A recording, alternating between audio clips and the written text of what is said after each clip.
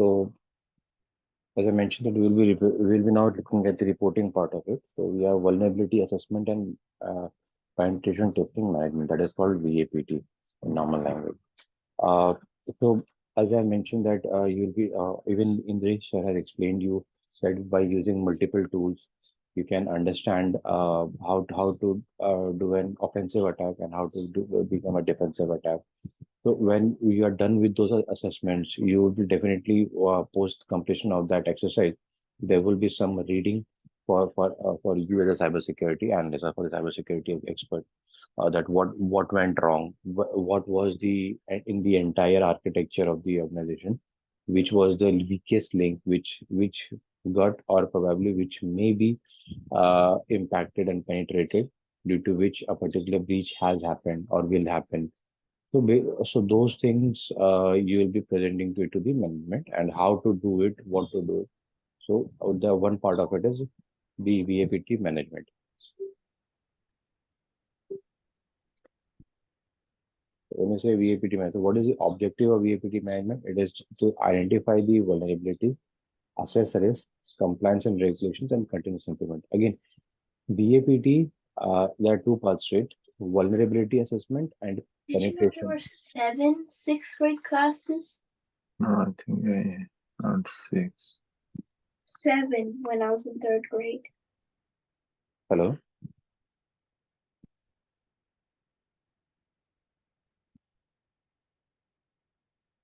Is anyone speaking?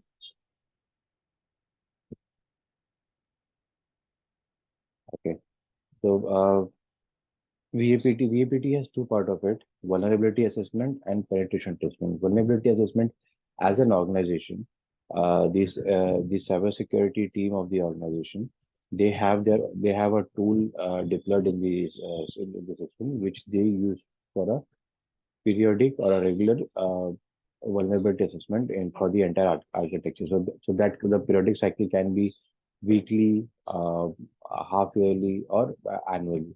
So it is just we as in the cybersecurity team, as an guy, they run that scan on all the systems of the organizations, be it network devices, firewalls, servers, proxies, even your endpoints, your laptop and desktop. They run those things, and then whatever is the final result to it, then they act upon it. Again, the scanning is divided into two parts with respect to the severity of the the device or the system setup. It is rated. There are high, medium, and low, and then each and every with respect to the vulnerabilities of these devices, a, a timeline is given for closing of those the open points.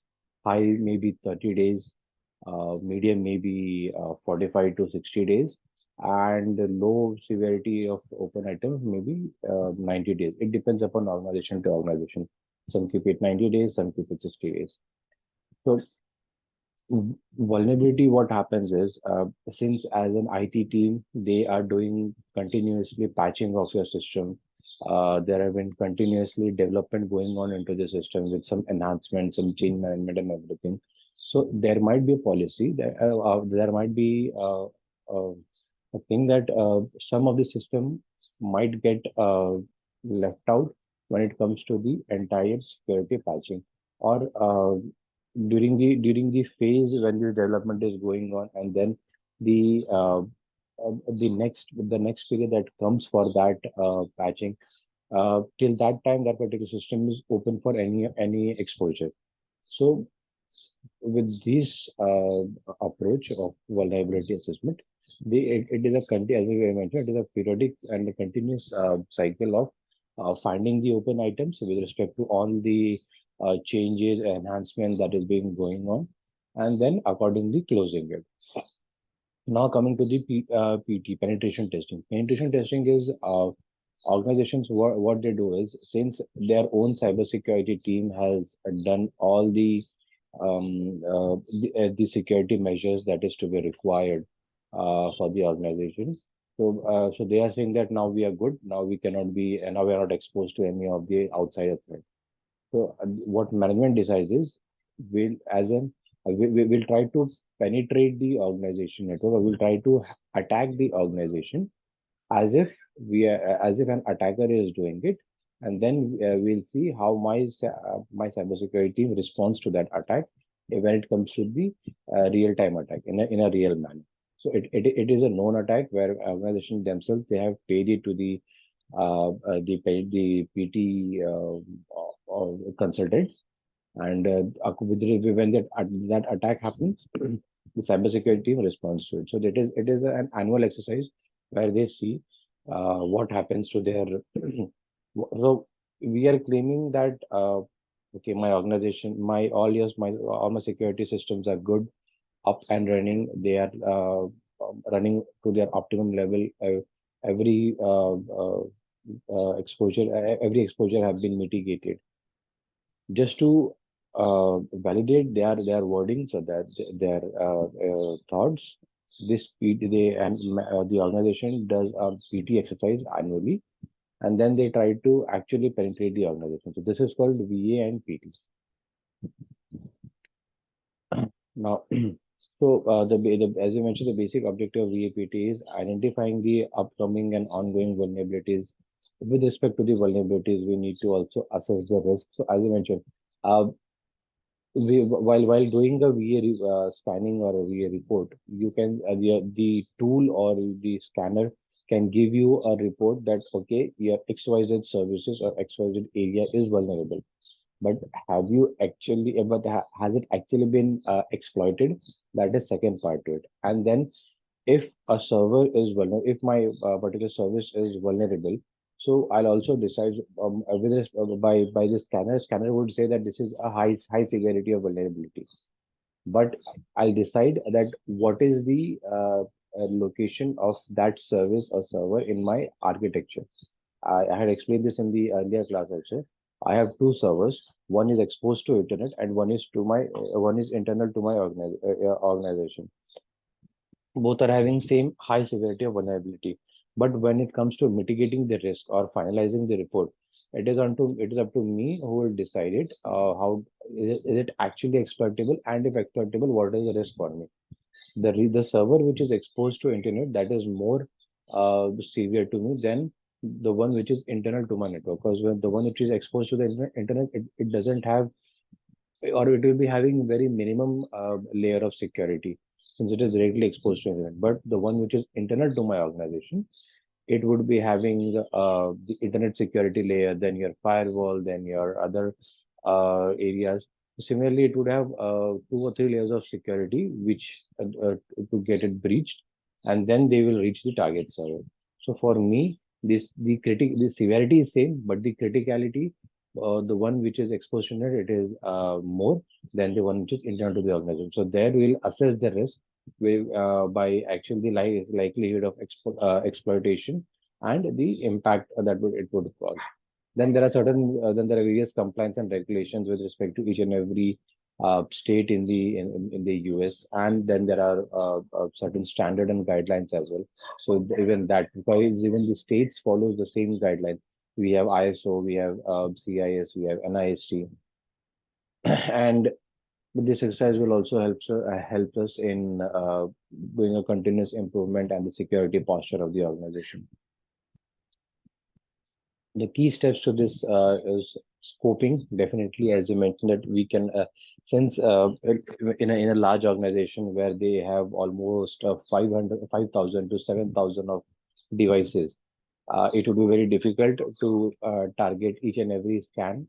Again, not that much difficult to target each and every scan, because for you, for the cybersecurity team, they just have to integrate those IP address of the servers and the devices and run this scan.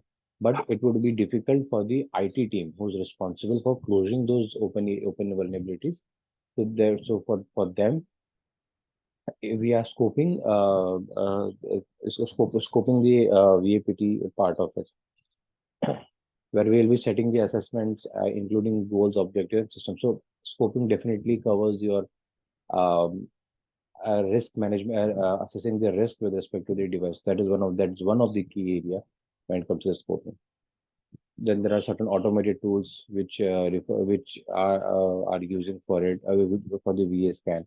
Certain applications or software versions which are outdated or no more supported by the vendors, like Microsoft operating system version uh, or Microsoft Office version. Now we are using 2016, but so in some organizations, some are using 2008, 2003.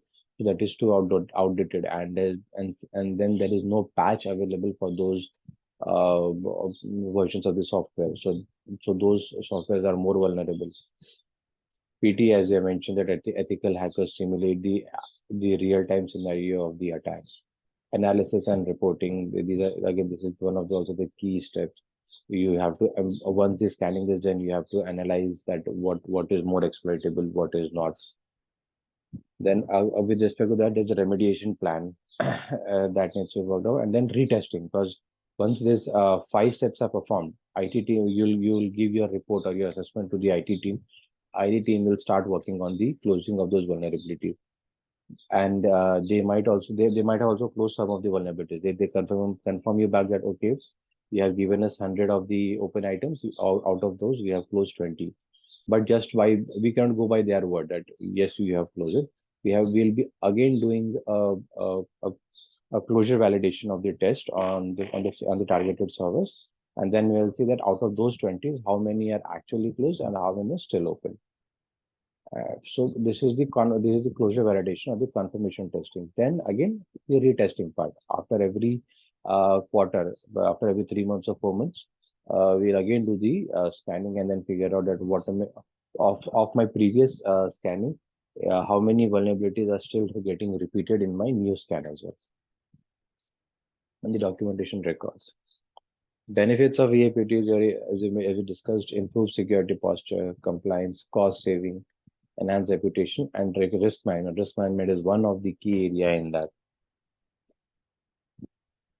So this is the life cycle of the vulnerability management. So you have discover, you have pride. So discover is when you where you discover something. What are my basically scoping part of it, and your key area or your more critical area, devices or the architecture which are exposed to internet, having it scanned. So that comes into discovery assets. Then prioritize the assets.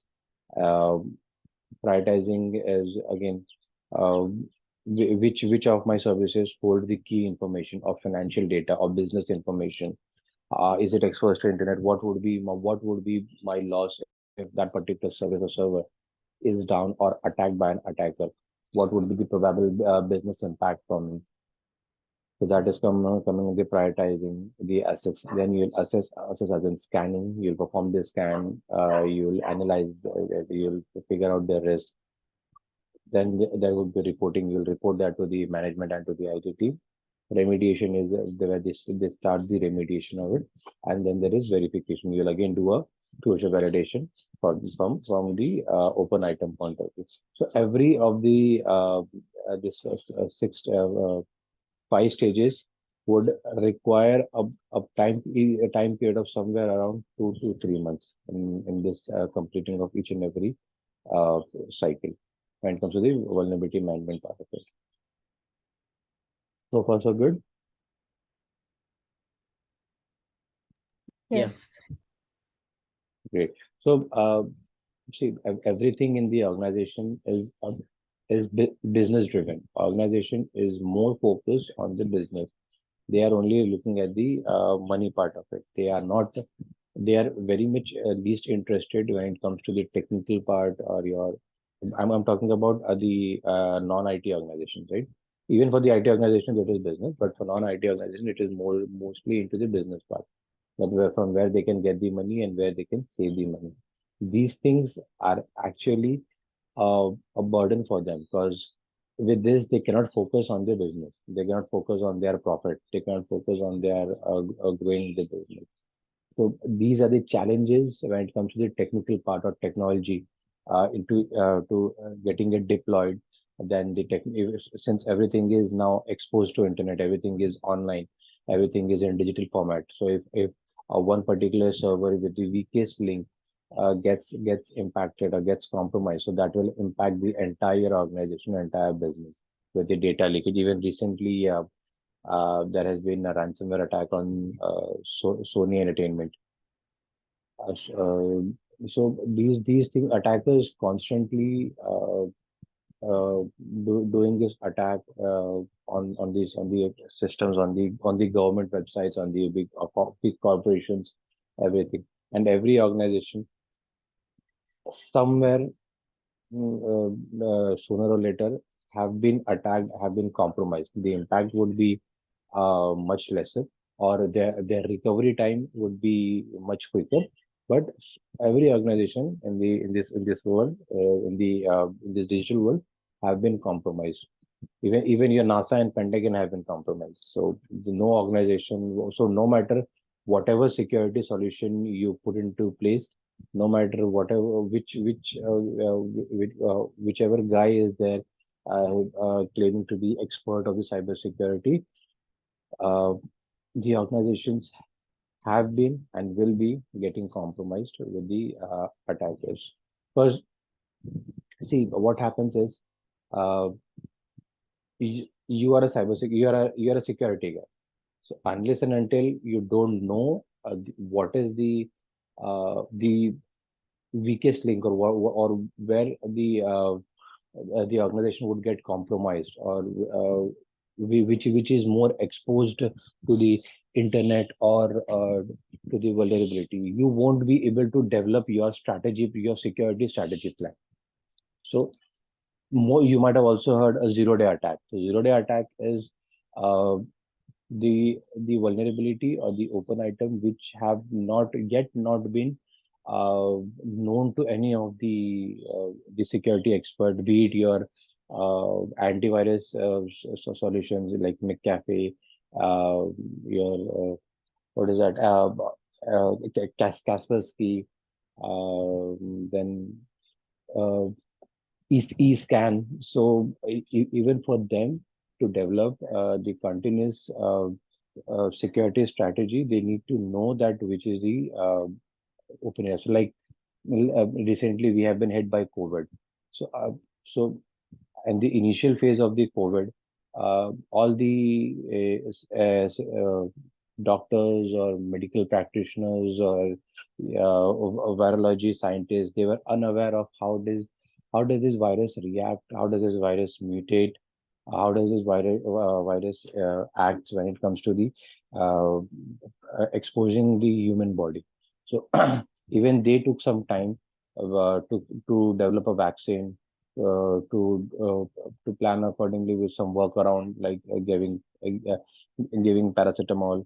So so in a digital world, this COVID exposure would be considered as a zero-day attack, because none of the security expert was aware of the impact that it would cause.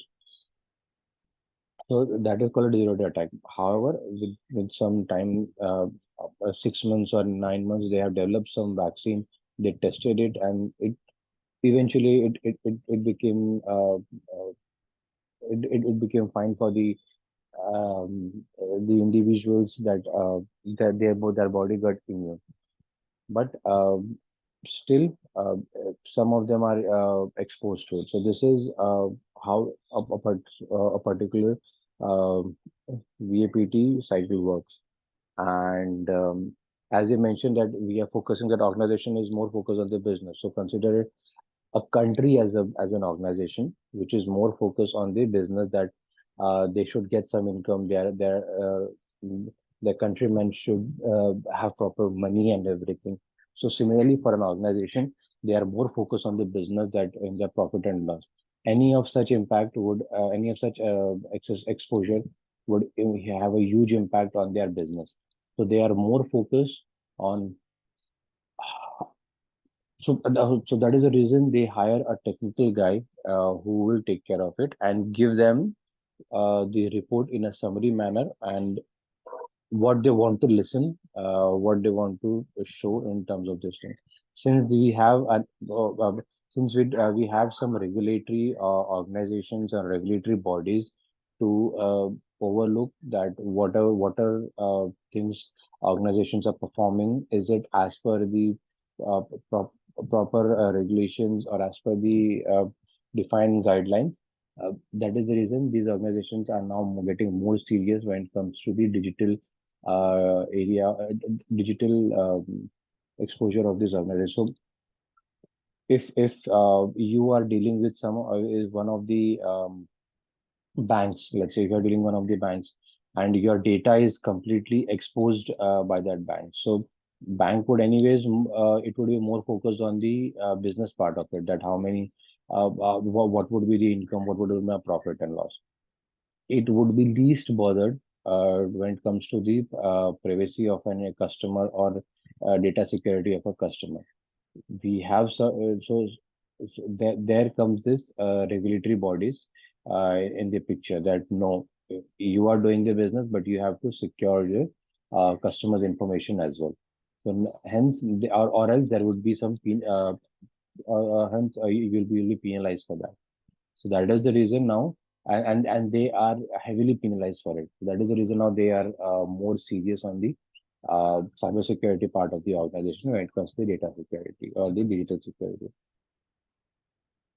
So now we are going into governance. So governance, before getting into governance, so just a summary that what is an ethical hacking, what is ethical hacker, what are the different phases of ethical hacking, and how do they penetrate. So see, whatever we have whatever we have discussed, whatever we have learned in previous week, those were basically some technical steps on how to do, what to do, what are the exposures, how to read the common reports and everything. But today it is like how we will be presenting it to the management and what it is basically for. This is today's session will be more into theoretical part of it, not the practical. Now coming back to the ethical hacking. Ethical hacking is again starting with reconnaissance. So reconnaissance is means okay. Consider ethical hacker as a in real world as an uh, kidnapper. Okay. So if you are targeting if a kidnapper is targeting a person whom he or she wants to kidnap, so he won't directly go in front of them and gets the kidnaps the guy. So he'll first analyze and understand the day-to-day exercise or day-to-day activity of that particular of the victim. What is his likes, dislikes, where does he go at what time, what is his office hours timing, what is his home timing, where does he go for play, what is his favorite restaurant, which car does he has, how many family members are there, where does he stay, what is his location, are there any security personnel. So he's basically trying to get all the information, all the possible information that is available that he can get for that particular for the target. So that exercise is called a reconnaissance. The same thing is done for the organization as well.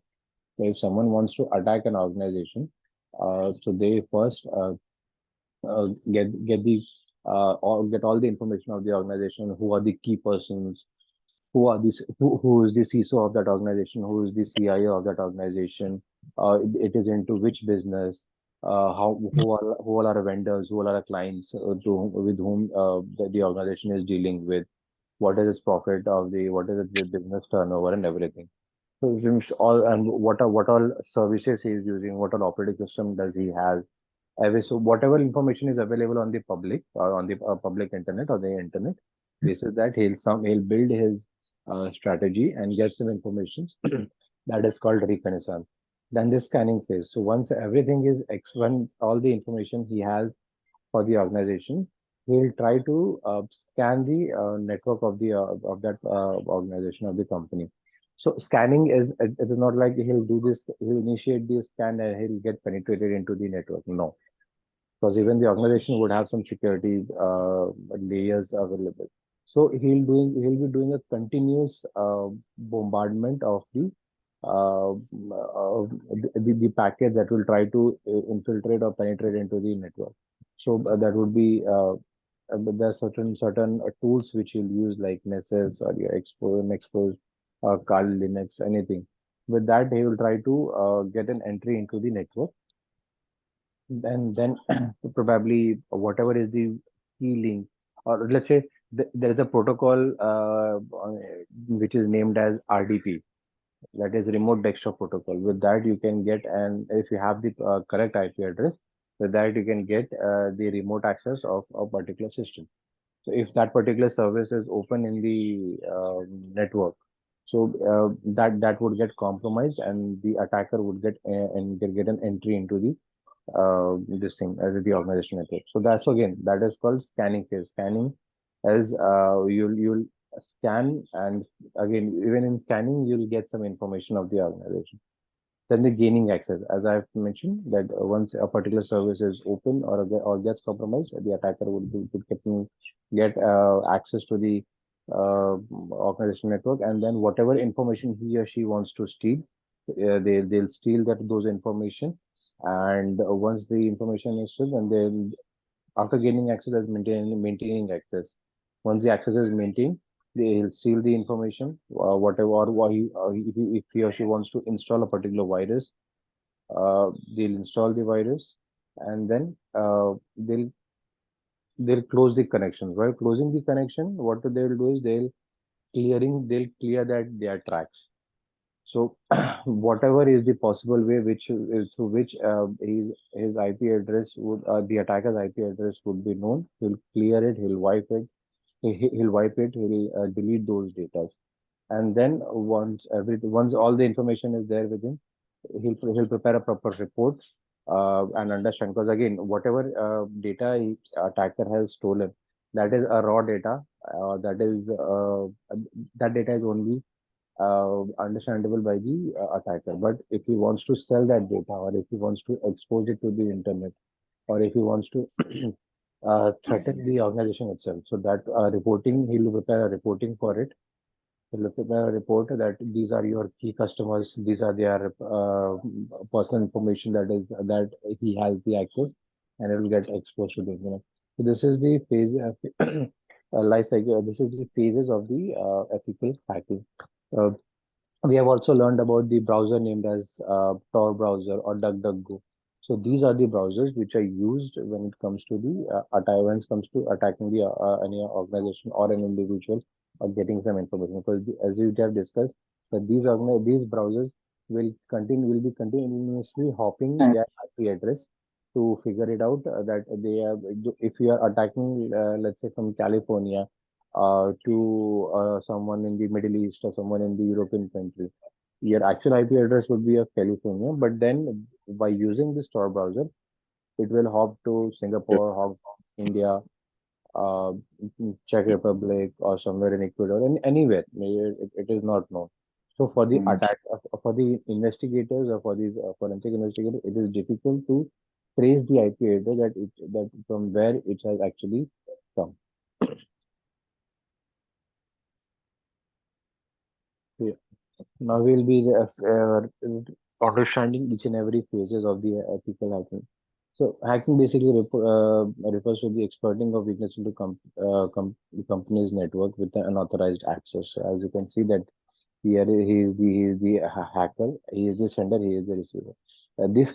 So sender is sending some packet to the receiver, or some information to the receiver. So sender is assuming that it is reaching to the receiver, and receiver is assuming that whatever data or information has come, it has genuinely come from the sender. But in the middle, this attacker is there, a hacker is there, and he is compromising all the information which is being exchanged between these two guys. And this type of exercise is also called man in the middle attack. This is one of the type of hacking, but it is called as man in the middle attack. And there are what type of hackers? There are different type of hackers. There are black hat hackers, white hat hackers, gray hat, script kiddies, nation-sponsored hackers, and activists. So a hacker is a hacker, but then for what purpose he is using this knowledge defines his type of hacking. Black hat hacker are basically illegal hackers who are the actual hackers or illegal hackers who actually penetrate into your network and tries to get the information and expose you to the internet. If anyone is not speaking, can they please go on mute? Thank you. Then we have white hat hackers. So white hat hackers are basically known as security analysts or the ethical hackers who discovers the vulnerabilities and then they give it to the target. So you have seen that there have been hackathon organized by various organizations or some scripting, something like that, which are organized by the organization. So the person who is coming into who's taking part in those kind of events are basically called white hat hackers. But they have the hacking skill but they are using it for a good purpose and not some illegal exercise. Then there is gray hat hackers. Gray hat hackers are blend of both, black and white. A gray hat hackers works defensively and offensively again, depending upon the scenario. So these hackers are basically freelancers or or let's say a freelancer consultant where they have the skill and again as I mentioned that depending upon the scenario or depending upon the nature where they use which they use their skills defines their type. Then there are script kidders are the amateur hackers have just now, Recommenders. who have just now started with the hacking area and they know some basic scripts.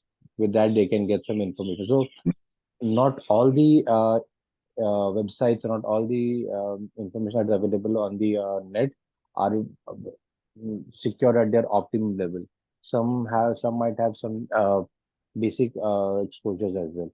So these guys are coming into that category.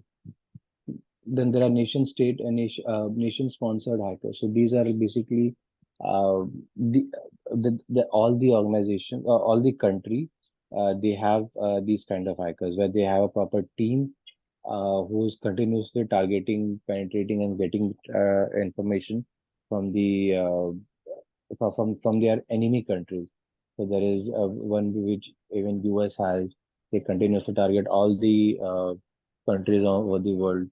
There's China has its own team, India has its own team, Pakistan has its own team, even European Union has its own team. So these are nation-sponsored hackers, That and deconversion that was tough. so activists activists are basically again attackers itself, but then they are using this skill or this information to get the information or to do some good on the as an activist. So activists are basically called Rest of as the activists. So this is one of the things.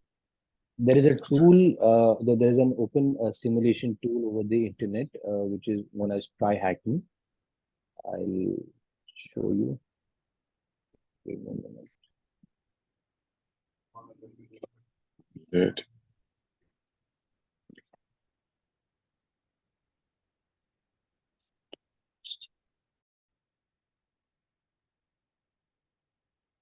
We have learned activist,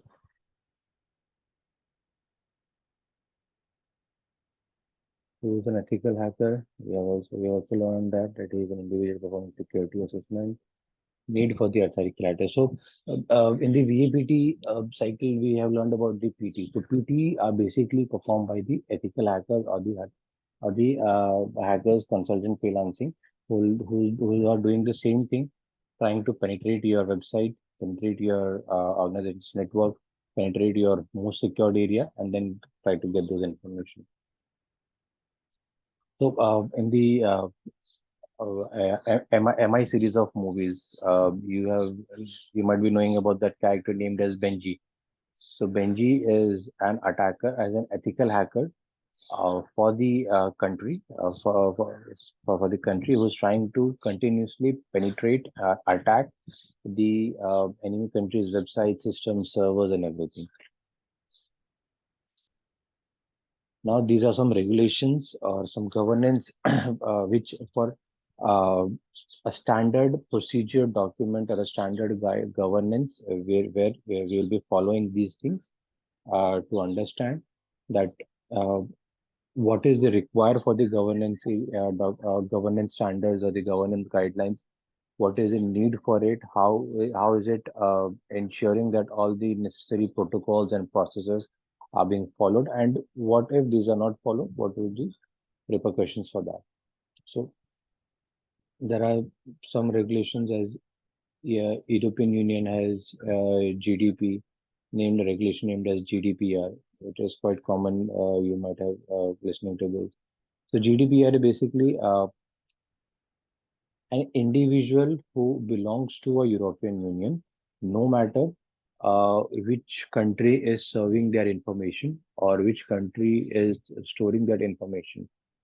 But if that particular customer, that particular individual belongs to a European Union, automatically you have to follow the GDPR regulation. So if a country from a Europe uh, dealing with a client or a bank which is located in let's say North America or Africa or even a Southeast Asian country, so if since that particular person belongs to a European Union country, all the all these continents, all these countries by default have to follow GDPR regulations, and they are bound by that. If they fail to do that, there would be heavy penalized from these from this union.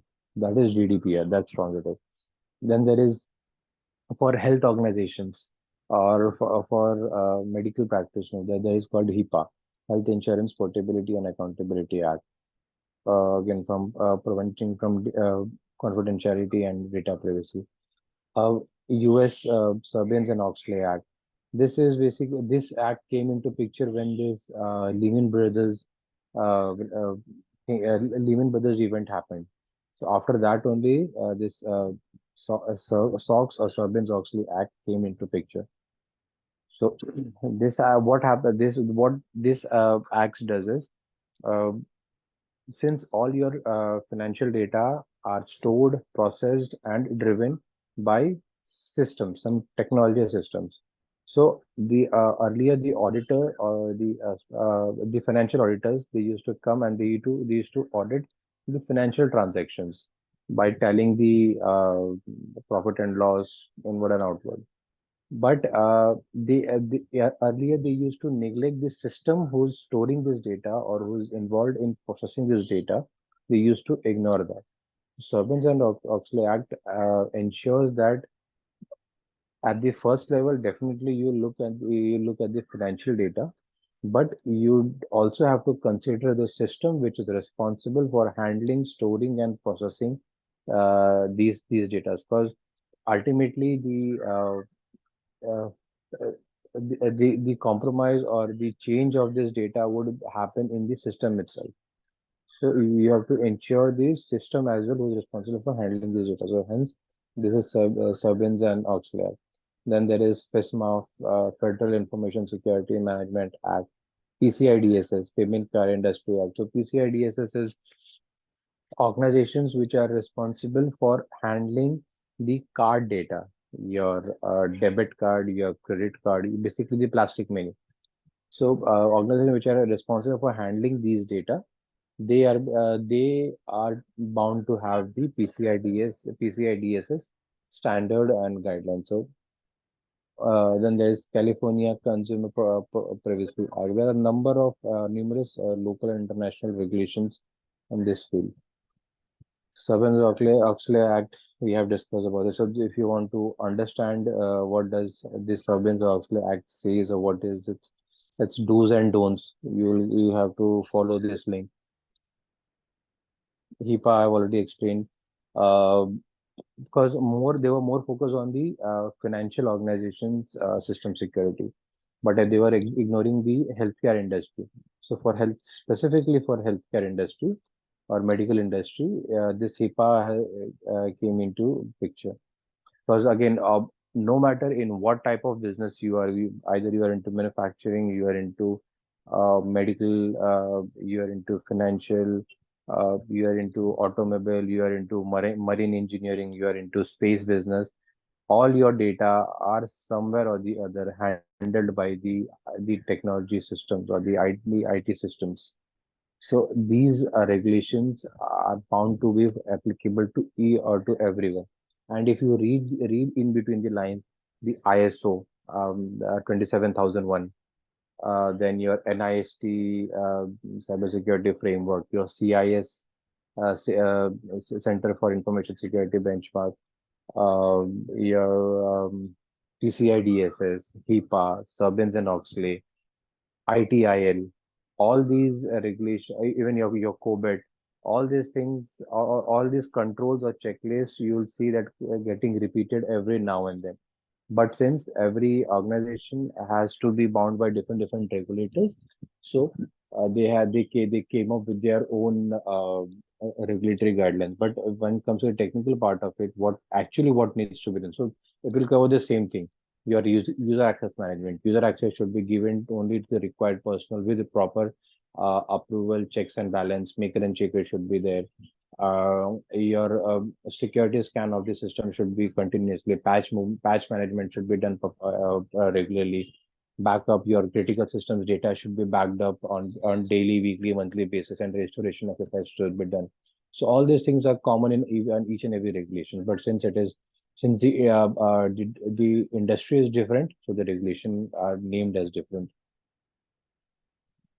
Then there is GDPR. GDPR we have discussed right now. Exportation of personal data in and outside the European Union. They are bound by the GDPR regulatory.